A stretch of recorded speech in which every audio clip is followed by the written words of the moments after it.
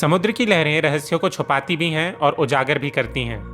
भारत के दक्षिणी तट पर एक ऐसा ही राजवंश था जिसने समुद्र को ही अपनी ताकत बना लिया था। इनका नाम था चेर। चेर राजवंश तमिलकम की महानतम शक्तियों में से एक था, जिनका इतिहास 2000 साल पुराना है। इनकी कहानी में समुद्री व्यापार, भव्य युद्ध और विदेशी संबंधों की अनगिनत कहानियां हैं। लेकिन ये राजवंश आया कहां से? इनका पतन कैसे हुआ? आइए जानते हैं। चेर वंश का सबसे पहला उल्लेख हमें संगम साहित्य में मिलता है। कहा जाता है इनका शासन ईसा पूर्व 300 से शुरू हुआ। ये लोग दक्षिण भारत के पश्चिमी तट यानी केरल और तमिलनाडु के कुछ हिस्सों पर शासन करते थे। इनका मुख्य व्यापार समुद्री मार्गों से था। उदयनजरल को केरल का पहला सम्राट कहा जाता है। इन्होंने पांड्यों और चोलों से युद्ध लड़े और अपने साम्राज्य को मजबूत किया। सेंगुटुवन चेर साम्राज्य के सबसे महान राजा माने जाते हैं, जो पहली शताब्दी में पैदा हुए।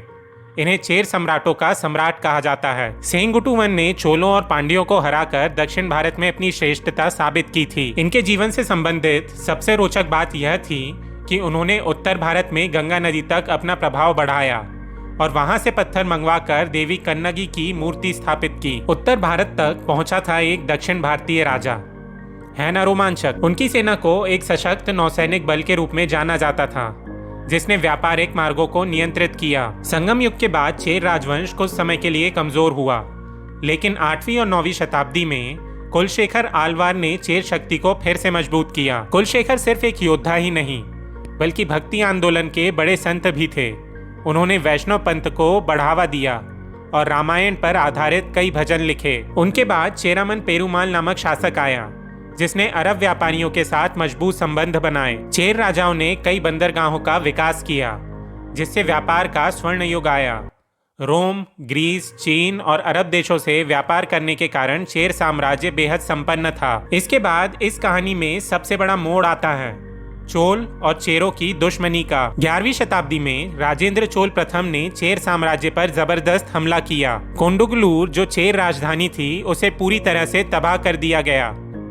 12वीं शताब्दी के अंत तक चेर साम्राज्य धीरे धीरे खत्म हो गया और छोटे छोटे राज्य बन गए। हालांकि चेर वंश के कुछ राजा स्थानीय रूप से छोटे क्षेत्रों में सत्ता बनाए रहे, लेकिन उनकी शक्ति अब पहले जैसी नहीं थी। लेकिन क्या सच में चेर समाप्त हो गए?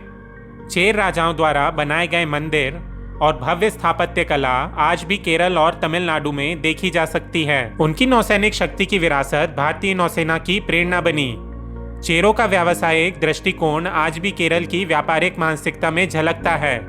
दक्षिण भारत के कई उत्सव जैसे ओणम चेर संस्कृति से प्रभावित हैं। भारत के इतिहास में शायद ही कोई वंश होगा जिसने समुद्र को इतनी अच्छी तरह से अपनाया हो। तो दोस्तों, आपको चेर राजवंश की कहानी कैसी लगी? क्या आप इन पर कोई और कहानी सुनना चाहेंगे?